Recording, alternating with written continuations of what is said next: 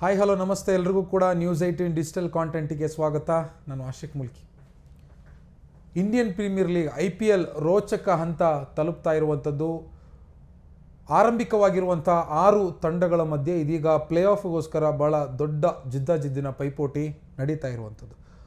ಆದರೆ ಈ ನಡುವೆ ಹೆಚ್ಚು ಕಮ್ಮಿ 3 ತಂಡಗಳು ಎಲಿಮಿನೇಟ್ ಆಗಿದೆ. ಅಂದರೆ MI ಮತ್ತು ಲಕ್ನೋ LSG ಅಧಿಕೃತವಾಗಿ ಎಲಿಮಿನೇಟ್ ಆಗಿದೆ. ಬಹುತೇಕ ನನ್ನ ಪ್ರಕಾರ KKR ಕೂಡ ಈ ಒಂದು ರೇಸ್ನಿಂದ ಹೊರಗಡೆ ಬೀಳೋದು ಬಹುತೇಕ ಖಚಿತ. ಯಾಕೆ ಅಂತಂದರೆ ಅವರಿಗೆ ಇರುವಂಥದ್ದು 9 ಪಾಯಿಂಟ್ಸ್ಗಳು ಮಾತ್ರ. ಆದರೆ ಟಾಪಲ್ಲಿರುವಂಥ 5-6 ಅಂದರೆ RCB, GT, Sunrisers, Punjab, CSK ಮತ್ತು RR. ಈ 6 ತಂಡಗಳಲ್ಲಿ RR ಮತ್ತು CSK 12 ಪಾಯಿಂಟ್ಸನ್ನು ಪಡ್ಕೊಂಡಿದೆ. ಅಂದರೆ 11 ಪಂದ್ಯದಲ್ಲಿ ಅವರ ಪಾಯಿಂಟ್ಸ್ ಟೇಬಲಲ್ಲಿರುವಂಥ ಪೊಸಿಷನ್ನು 6ನೇ ಸ್ಥಾನದಲ್ಲಿ ರಾಜಸ್ಥಾನ್ ಇದ್ದರೆ 5ನೇ ಸ್ಥಾನದಲ್ಲಿ ಚೆನ್ನೈ ಸೂಪರ್ ಕಿಂಗ್ಸ್ ಇರುವಂಥದ್ದು. ಸೊ ಹೀಗಾಗಿ ಈ 2 ತಂಡಕ್ಕೆ ಜಾಸ್ತಿ ಅವಕಾಶ ಇರುವಂಥ ಕಾರಣಕ್ಕಾಗಿ ನನ್ನ ಪ್ರಕಾರ KKR ಅಥವಾ ಡೆಲ್ಲಿ ಕ್ಯಾಪಿಟಲ್ಸ್ DCಗೆ ಅವಕಾಶಗಳು ಭಾಳ ಕಡಿಮೆ.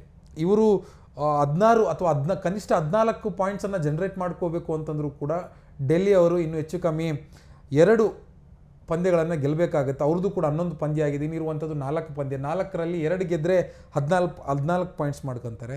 ಆದರೆ ಚೆನ್ನೈ ಮತ್ತು ರಾಜಸ್ಥಾನ್ ಇನ್ನಿರುವಂಥ 3 ಪಂದ್ಯಗಳ ಪೈಕಿ 2 ಗೆದ್ದರೂ ಕೂಡ ಅವರು ಹೆಚ್ಚು ಕಮ್ಮಿ 16 ಪಾಯಿಂಟ್ಸನ್ನು ಪಡ್ಕೊಳ್ತಾರೆ. ಹೀಗಾಗಿ DC ಮತ್ತು KKRಗೆ ಒಂದು ಪರ್ಸೆಂಟೇಜ್ ಲೆಕ್ಕ ನೋಡೋದಾದರೆ ಅಥವಾ ಆ ಒಂದು ಪ್ಲೇ ಆಫ್ನ ಕನಸು ಏನಿದೆ ಈ ಬಾರಿ ಬಹುತೇಕ ಭಗ್ನಗೊಂಡಿರುವಂಥ ರೀತಿಯಲ್ಲೇ ಇದೆ. ಆದರೆ ಈ ಬಾರಿ ಆರಂಭಿಕರಾಗಿರುವಂಥ 6 ತಂಡ ನಾನು ಈಗಾಗಲೇ ಹೇಳಿದಾಗೆ ರಾಜಸ್ಥಾನ್, ಚೆನ್ನೈ ಮತ್ತು ಪಂಜಾಬ್ ಸನ್ರೈಸರ್ಸ್, ಗುಜರಾತ್ ಟೈಟನ್ಸ್ ಮತ್ತು ರಾಯಲ್ ಚಾಲೆಂಜರ್ಸ್ ಬೆಂಗಳೂರು. ಈ 6 ತಂಡಗಳ ಪೈಕಿ 4 ತಂಡಗಳು ಪ್ಲೇ ಆಫ್ಗೆ ಲಗ್ಗೆ ಇಡುತ್ತೆ. ಇದರಲ್ಲಿ ಬಹುತೇಕ ಗುಜರಾತ್ ಮತ್ತು RCB ಈ 4 ಟಾಪ್ 4ಅಲ್ಲಿ ಇರಬಹುದು, ಇರೋದಕ್ಕೆ ಚಾನ್ಸಸ್ಗಳು ಭಾಳ ಹೈ ಇದೆ. ಅಂದರೆ ಹೆಚ್ಚು ಕಮ್ಮಿ 80-90%ನಷ್ಟು ಈ 2 ಟೀಮು ಪ್ಲೇ ಆಫ್ನಲ್ಲಿ ಉಳ್ಕೊಳ್ಳುವಂಥ ಸಾಧ್ಯತೆಗಳು ಜಾಸ್ತಿ ಇದೆ. ಯಾಕೆ ಅಂದರೆ ಈಗಾಗಲೇ 11 ಪಂದ್ಯದಿಂದ 8 ಪಂದ್ಯಗಳನ್ನು ಗೆದ್ದುಕೊಂಡು 16 ಪಾಯಿಂಟ್ಸನ್ನು ರೀಚ್ ಆಗೋದಕ್ಕೆ ಸಾಧ್ಯ ಆಗಿದೆ. ಮತ್ತು ಇಲ್ಲಿ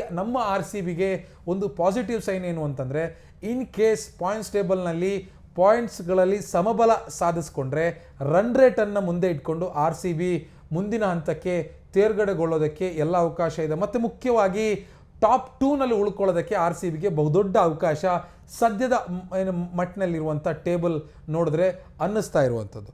ಸೊ ಹೋದ ವರ್ಷವೂ ನಾವು ಚಾಂಪಿಯನ್ಸ್ ಆಗಿದ್ವಿ. ಈ ವರ್ಷವೂ ಕೂಡ ಚಾಂಪಿಯನ್ಸ್ ಆಗೋದಕ್ಕೆ ನಮಗೆ ಈಸಿಯೆಸ್ಟ್ ವೇ ಏನು ಅಂತಂದರೆ RCBಗೆ 1 ಅಥವಾ 2 ಟೇಬಲ್ನಲ್ಲಿ 1 ಅಥವಾ 2ನೇ ಪೊಸಿಷನ್ನಲ್ಲಿ ಉಳ್ಕೊಳ್ಳೋದು. ಸೊ ಹೀಗಾಗಿ ಆ ಟಾಪ್ 2 ಪೊಸಿಷನ್ನಲ್ಲೇ ಉಳ್ಕೊಳ್ಳೋದಕ್ಕೆ ಎಲ್ಲ ಕಸರತ್ತುಗಳನ್ನು RCB ಮಾಡಿಕೊಳ್ಳುತ್ತೆ ಅಂತ ಕಾಣ್ತಾ ಇದೆ.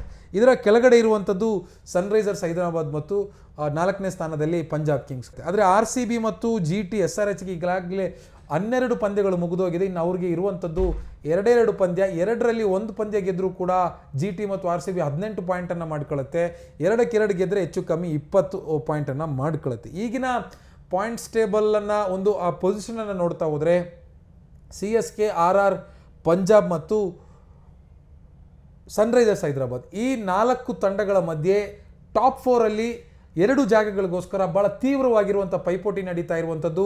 GT ಮತ್ತು RCB ನಡುವೆ ಟಾಪ್ 2ಅಲ್ಲಿ ಉಳ್ಕೊಳ್ಳೋದಕ್ಕೆ ಯಾರು 1 ಅಥವಾ 2ನೇ ಜಾಗದಲ್ಲಿ ಉಳ್ಕೋತಾರೆ ಅನ್ನುವಂಥದ್ದು 1 ಆಗಲಿ 2 ಆಗಲಿ ಅಂತ ಫರಕ್ ಏನು ಬೀಳಲ್ಲ. ಯಾಕೆಂದರೆ ಮೊದಲನೇ ಎಲಿಮಿನೇಟರ್ ಸೋತ್ರೆ 2ನೇ ಎಲಿಮಿನೇಟರ್ ಆಡೋದಕ್ಕೆ ಅವಕಾಶ ಇದೆ. ಆ ಕಾರಣಕ್ಕಾಗಿ 1 ಅಥವಾ 2 ಪೊಸಿಷನಲ್ಲಿ ಉಳ್ಕೊಳ್ಳೋದು ಭಾಳ ಮುಖ್ಯ ಅಂತ ಏನು ಹೇಳ್ತಾ ಇರುವಂಥದ್ದು. RCB ಈ ಬಾರಿ ಮೊದಲನೇ ಸ್ಥಾನದಲ್ಲಿ ಉಳ್ಕೊಳ್ಳಿ, 2ನೇ ಸ್ಥಾನದಲ್ಲಿ ಉಳ್ಕೊಳ್ಳಿ, ನೇರವಾಗಿ ಎಲಿಮಿನೇಟರ್ ಗೆದ್ದು ಫೈನಲ್ಗೆ ಲಗ್ಗೆ ಇಡಬೇಕು ಅನ್ನುವಂಥದ್ದು ಎಲ್ಲ ಅಭಿಮಾನಿಗಳ ಆಶಯ. ನೋಡೋಣ, ಪಂಜಾಬ್ ನಿರಂತರವಾಗಿ ಗೆಲ್ತಾ ಬಂತು. ಈಗ ಒಂದು ಸ್ವಲ್ಪ ಅವರು ಸೋಲ್ತಾ ಇದ್ದಾರೆ. ಹೀಗಾಗಿ ಏನಾಗುತ್ತೆ ಅನ್ನುವಂಥದ್ದು ಪ್ರಿಡಿಕ್ಟ್ ಮಾಡುವಂಥದ್ದು ಭಾಳ ಕಷ್ಟ.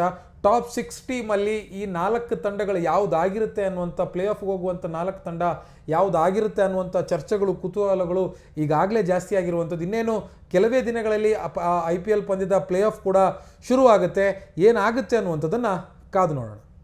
ನಿರ್ಭೀತ, ನಿಷ್ಪಕ್ಷಪಾತ, ವಿಶ್ವಾಸಾರ್ಹ ಸುದ್ದಿಗಳಿಗೆ ಮತ್ತೊಂದು ಹೆಸರಾಗಿರುವ ನ್ಯೂಸ್ 18 ಕನ್ನಡ ಈಗ ಆಪ್ನಲ್ಲೂ ಲಭ್ಯವಿದೆ. ದಯವಿಟ್ಟು ಇಲ್ಲಿರುವ QR ಕೋಡ್ ಅನ್ನು ಸ್ಕ್ಯಾನ್ ಮಾಡಿಕೊಂಡು ಆಪ್ ಡೌನ್ಲೋಡ್ ಮಾಡೋದಕ್ಕೆ ಮರಿಬೇಡಿ. ನಿಮ್ಮ ಬೆಂಬಲ ಹೀಗೆ ಸದಾ ನಮ್ಮೊಂದಿಗಿರಲಿ. ಧನ್ಯವಾದ.